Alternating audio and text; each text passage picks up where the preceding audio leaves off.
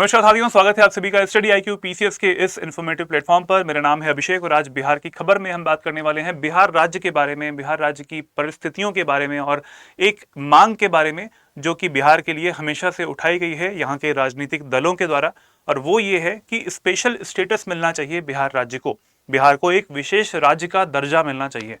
और क्यों है हकदार बिहार राज्य, इसके बारे में जानेंगे। और क्या बाधाएं आ रही हैं, क्या स्टेटस है इस टाइम पे और क्यों ये डिमांड बार बार उठाई जा रही है।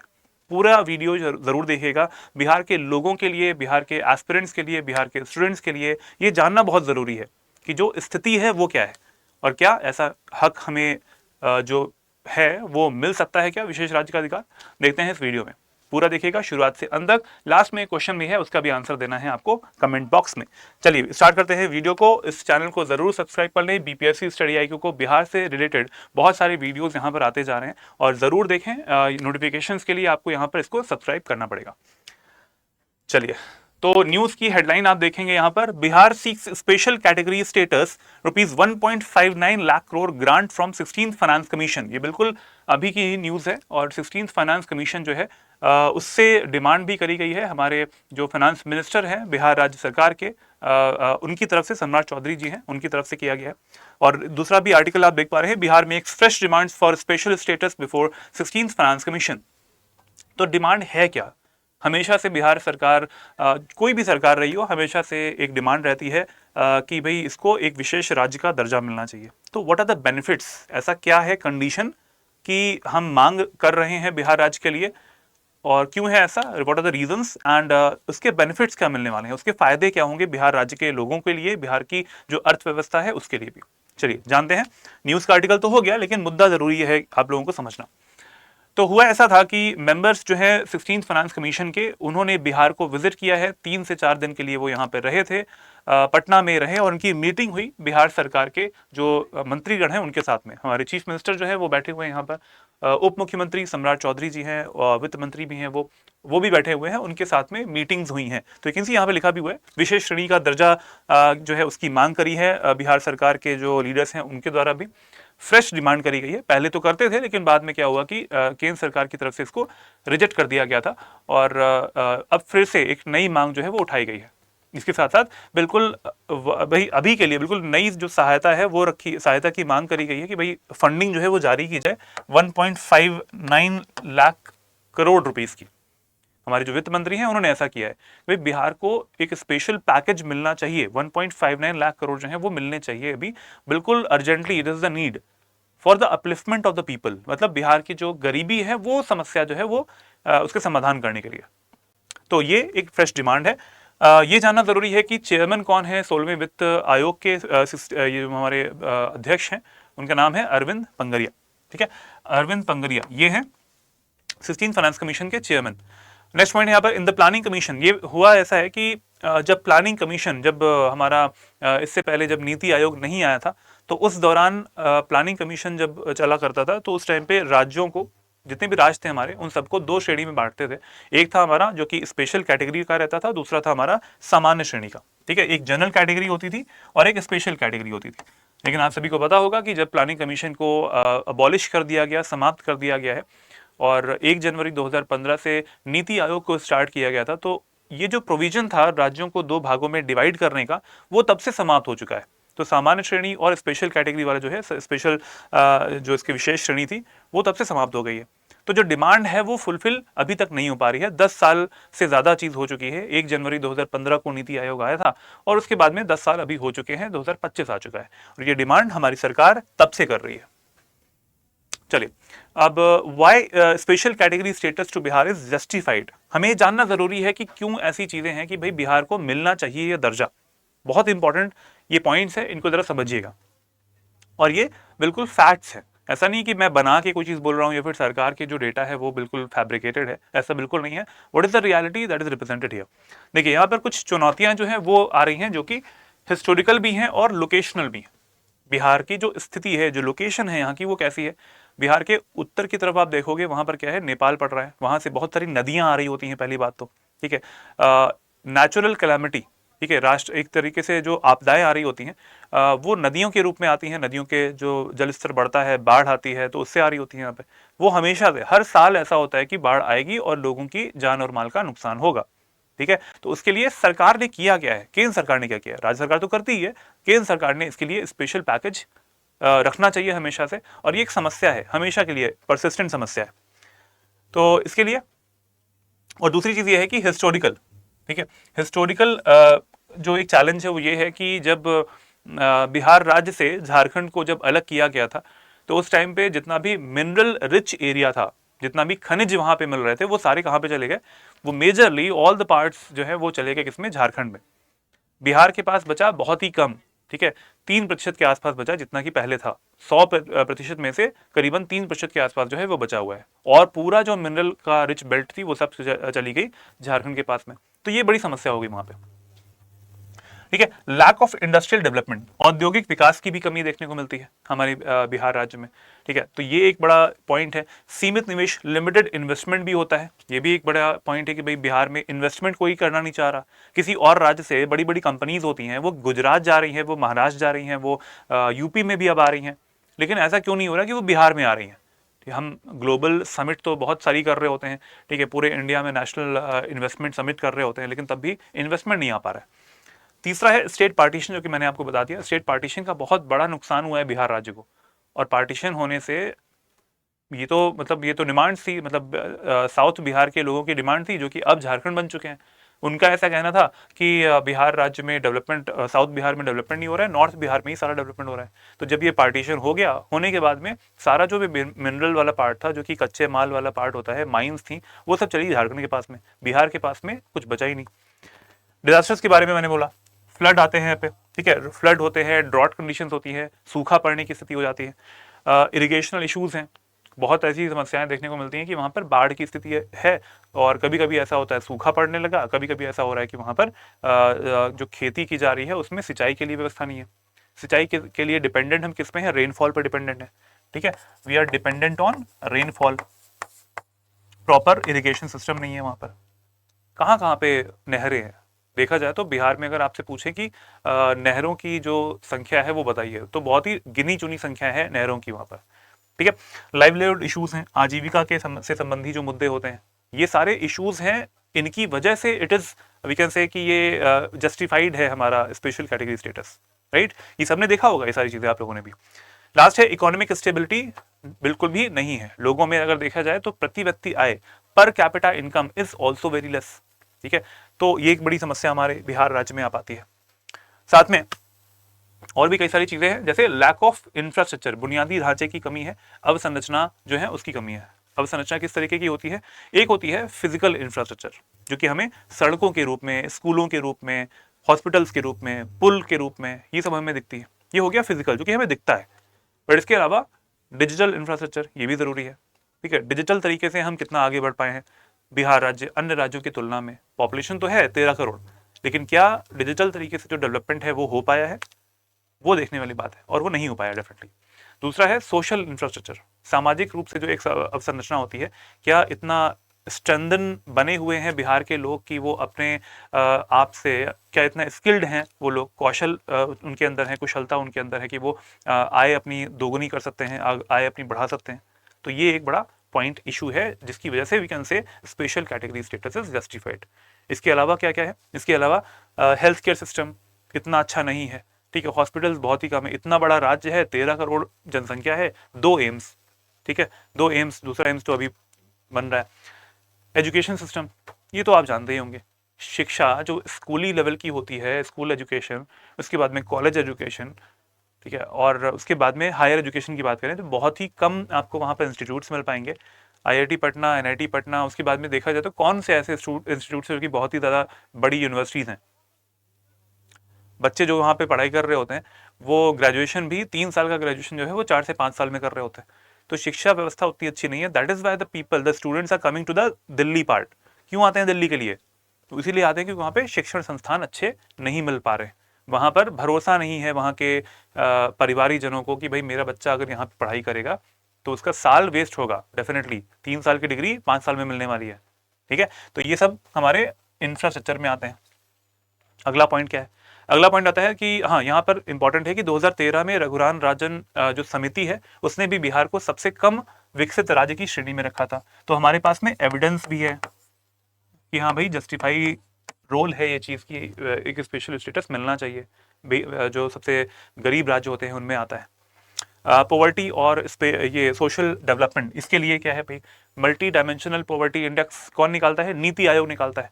भारत के लिए देखो, भारत के लिए क्या है, 2013-14 में इट वाज 29.17%। अगर देखा जाए मल्टी डायमेंशनल पॉवर्टी, ठीक है, बहुआयामी जो एक गरीबी होती है, वो भारत के लिए कितना प्रतिशत था?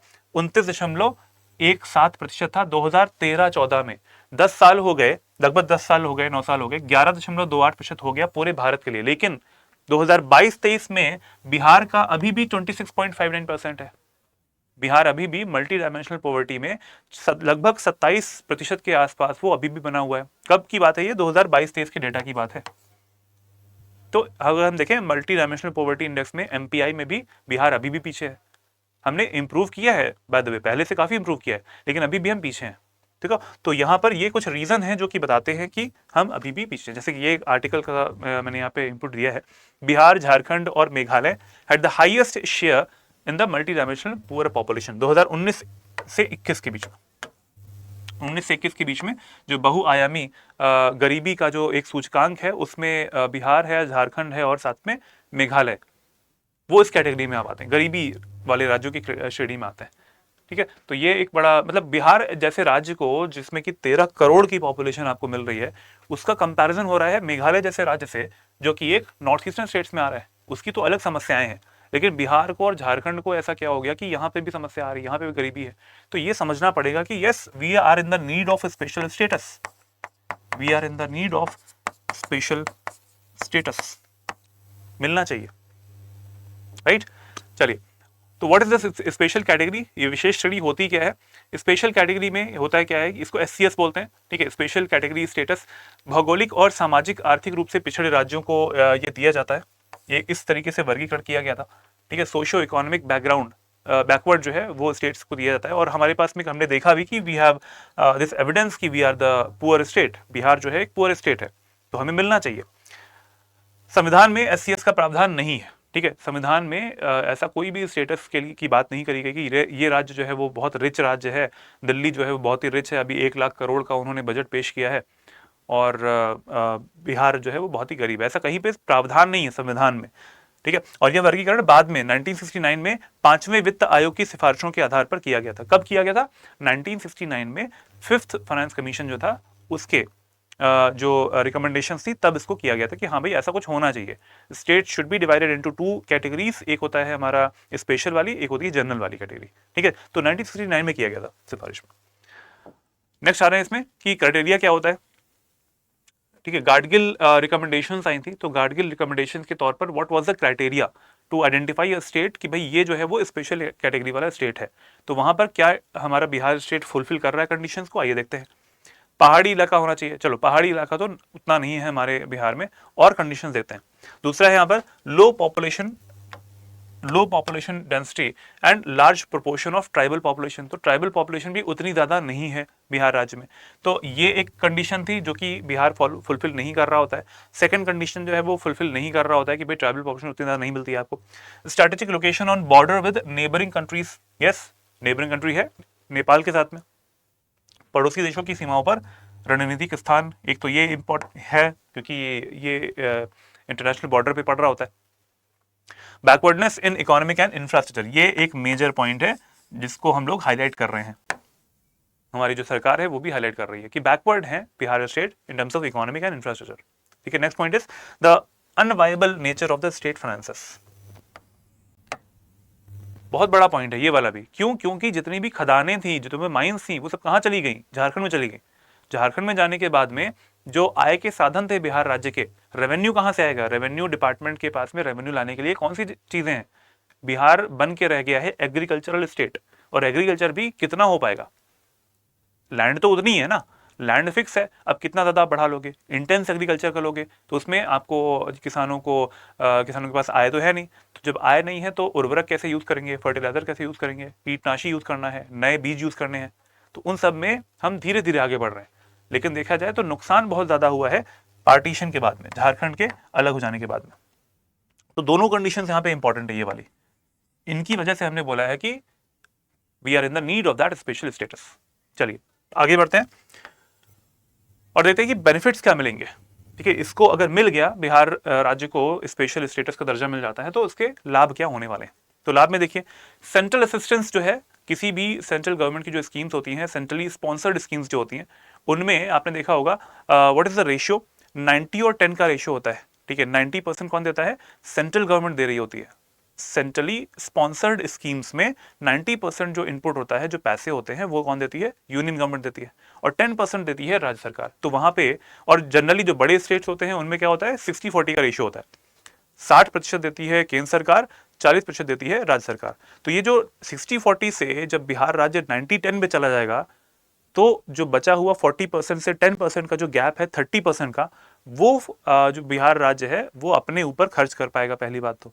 ठीक है, तो ये एक बड़ा पॉइंट है, केंद्रीय सहायता ज्यादा मिल पाएगी, राज्य का अपना जो राजस्व है वो अपने ही ऊपर यूज हो पाएगा उस टाइम पे, उस स्कीम में ना खर्च होकर। और स्कीम होती क्या है, स्कीम में हम हेल्प कर रहे होते हैं लोगों की। ठीक है, अगर आप कोई लोन माफ करना है, तो लोन माफ कैसे होता है, सरकार के पैसों से तो होता है लोन माफ। ठीक है, तो ये जो स्कीम्स चल रही होती हैं, 60-40 का रेशियो है, 70-30 का रेशियो जो होता है, उसको चेंज करके 90 और 10 का रेशियो हो जाएगा। सेंट्रल असिस्टेंस जो है वो आपको 90% की होगी, 10% की आपकी राज्य की असिस्टेंस होगी, स्टेट की असिस्टेंस होगी। तो ये एक बेनिफिट है। दूसरा है अनस्पेंट फंड जो होते हैं हमारे पूरे एक वित्तीय वर्ष के, एक फाइनेंशियल ईयर में क्या होता है कि सरकार की तरफ से फंडिंग आती है। ठीक है, या फिर किसी मिनिस्ट्री की फंडिंग आती है, तो मिनिस्ट्री या फिर मंत्रालय की। अब पूरे साल में मान लो 1000 करोड़ किसी मंत्रालय को खर्च करने थे, अब उसने खर्च किए 700 करोड़, 300 करोड़ कहाँ चला गया, फिर से हमारे जो कोष होता है ना उसमें चला जाता है। तो जब स्पेशल कैटेगरी स्टेटस मिल जाएगा तब वो वापस नहीं जाएगा। ठीक है, वो क्या होगा, वो उसी राज्य के पास में रहेगा, वो फर्दर यूटिलाइजेशन कर पाएंगे उस फंड का भी। ठीक है, तो वही चीज यहाँ पे लिखा है, वित्तीय वर्ष में खर्च ना की गई राशि समाप्त नहीं होती है और उसे आगे कैरी फॉरवर्ड किया जा सकता है। तो ये एक बेटर पॉइंट है, बेनिफिट। तीसरा है जो कई सारे टैक्सेस होते हैं, जैसे कि यहाँ पे ना उत्पाद शुल्क है, ठीक है, सीमा शुल्क है, तथा आयकर और कॉर्पोरेट कर में भी रियायतें दी जाती हैं। तो टैक्सेस में बेनिफिट मिलता है। और जब से जीएसटी आई है, ठीक है, GST gross goods and services tax जब से आया है, तब से बड़ा इशू देखने में मिल रहा है, सबकी राज्य कह रहे हैं कि भाई हमारे पास टैक्सेस की कमी हो रही है। If Bihar is a bigger state, एक बड़ा राज्य है, तो राज्य के पास में टैक्सेस की कमी है, because we have to give that tax to the central government. आपने देखा होगा कि टैक्सेस जो है वो बहुत ही एक सिंगल टैक्स हो चुका है, जीएसटी वाला पार्ट है, और बड़ी दिक्कत हो जाती है राज्य सरकार के लिए, हमें मिलता नहीं है, केंद्र सरकार जो है वो टैक्सेस का शेयर प्रोवाइड नहीं कर रही होती है। तो बड़ा ये एक पॉइंट ये वाला भी है कि जब स्पेशल कैटेगरी मिल जाएगी तो ये बेनिफिट मिल जाएगा, उस समय पे कंसेशन मिल जाएगा। 30% of the centres gross budget is provided. जो स्पेशल कैटेगरी स्टेट्स होते हैं उनको हमारा जो ये बजट होता है सेंट्रल गवर्नमेंट का बजट, उसमें से 30% का शेयर है वो उनके लिए रखा गया है। क्योंकि जो बड़े स्टेट्स होते हैं वो सेल्फ डिपेंडेंट होते हैं, अपने हिसाब से वो राजस्व कमा रहे होते हैं। लेकिन ये जो राज्य होते हैं स्पेशल वाले, उनको अलग से हेल्प दी जाती है, तो वो यूनियन गवर्नमेंट के जो बजट होता है उसमें भी उनका अच्छा खासा पार्ट रहता है। तो ये कुछ बेनिफिट्स हैं, ये तभी बेनिफिट्स मिल पाएंगे जब बिहार राज्य को स्पेशल कैटेगरी का दर्जा मिलेगा। चलिए, तो ये हो गए हमारे इस टॉपिक के बारे में चीजें कि क्यों मिलना चाहिए, what are the benefits and what are the requirements, ऐसा क्यों है कि कंडीशंस ऐसी कौन कौन सी हैं कि बिहार राज्य को मिलना चाहिए वो दर्जा स्पेशल स्टेटस कैटेगरी का। इस क्वेश्चन का आंसर देना है आपको कमेंट बॉक्स में। क्या क्वेश्चन है, आइए देते हैं। झारखंड को तत्कालीन बिहार राज्य से कब अलग किया गया था, बताओ भाई, डेट कौन सी है। झारखंड जो है वो बिहार से किस डेट को अलग हुआ था, वो 15 जनवरी है, 15 नवंबर है, 15 मार्च है, या फिर 15 दिसंबर है। 2000 में तो हुआ था, सबको पता है कि ईयर 2000 में पार्टीशन हुआ था, बिहार से झारखंड अलग हो गया था। But what is the date, आपको बताना है कमेंट बॉक्स में इसका आंसर। चलिए, तो अब बात कर लेते हैं इसी की, ये फाउंडेशन निश्चय बैच 9 की, हमारा स्टेट पीसीएस की अगर आप तैयारी कर रहे हैं 71st बीपीएससी के लिए, सबसे अच्छा मौका है इस टाइम पे। मेरी मेंटरशिप आपको मिल पाएगी एकेएस लाइव, अगर आप कोड लगाएंगे इस फाउंडेशन बैच में आप एडमिशन लीजिए। 9th बैच है, निश्चय बैच 9 है, और इसके बारे में अगर आपको लिंक चाहिए इसका, तो इस वीडियो के डिस्क्रिप्शन बॉक्स में आप जाएंगे तो वहां पर आपको इसका लिंक मिल जाएगा। तो वहां पे लिंक पे क्लिक करेंगे, फीचर्स के बारे में जान लें, और उसके बाद में अपनी इस कोर्स को ले भी सकते हैं। मेरे से बात करने का मौका मिलेगा आपको, मेरी मेंटरशिप मिल पाएगी, मेंटरशिप अलग से भी इसमें मिलती है, डेली क्लासेस आपकी होती हैं, इसमें लाइव क्लासेस होती हैं। साथ साथ इसमें आपको डेली मेंस आंसर राइटिंग के लिए क्वेश्चन भी हम प्रोवाइड करते हैं, इवैल्यूएशन भी मिल जाता है, टेस्ट सीरीज भी मिलती है इसमें आपको, और साथ में आपको इसमें कंटेंट भी हम प्रोवाइड कर रहे होते हैं, हिंदी और इंग्लिश दोनों लैंग्वेजेस में। आपको लैंग्वेज बैरियर बिल्कुल नहीं होगा कि समझ में नहीं आ रहा, ऐसा बिल्कुल नहीं होगा। ठीक है, तो चलो इसमें बैच में एडमिशन ले लीजिएगा। इस वीडियो का जो पीडीएफ है वो आपको मिल जाएगा मेरे इस टेलीग्राम चैनल पर, लर्न एंड ग्रो विद अभिषेक, यहाँ पे मिल जाएगा। डिस्कशन ग्रुप ये मेरा है, ईमेल आईडी ये वाली है, यहाँ पर आप मुझे मेल भी कर सकते हैं कोई समस्या होती है तो भी। इस वीडियो को अपने फ्रेंड्स के साथ में ज़रूर शेयर करें, अपने दोस्तों के साथ में शेयर करें, और ज़रूर ये एक माइंड में एक चीज़ डेवलप होनी चाहिए आपको कि why Bihar is called as the poor state. क्यों ऐसा है? क्योंकि हमारे पास में हम, ऐसा नहीं कि हमारी सरकारें उतना घपला कर रही हैं या फिर बहुत सारे केसेस सामने आ रहे हैं, वो हर राज्य में आ रहे हैं। ठीक है, इस चीज़ को समझिएगा। हमारे पास में प्रॉब्लम्स ही बहुत आ रही हैं, तो उन प्रॉब्लम्स को आइडेंटिफाई कीजिए। ब्लेम गेम से नहीं काम होने वाला, ब्लेम करोगे तो उससे कुछ चीज़ें निकलती नहीं है। जो रियल कंडीशंस हैं, सरकारों के ऊपर क्या बोझ है वो भी जानना जरूरी है। That's why the Bihar government is asking for this special category status. ठीक है, मिलते हैं नेक्स्ट वीडियो में बिहार की खबर के। इस वीडियो को जरूर शेयर करें फ्रेंड्स के साथ में, लाइक करें, और जरूर बने रहें मेरे साथ स्टडी IQ पीसीएस चैनल पर। जय हिंद, जय भारत।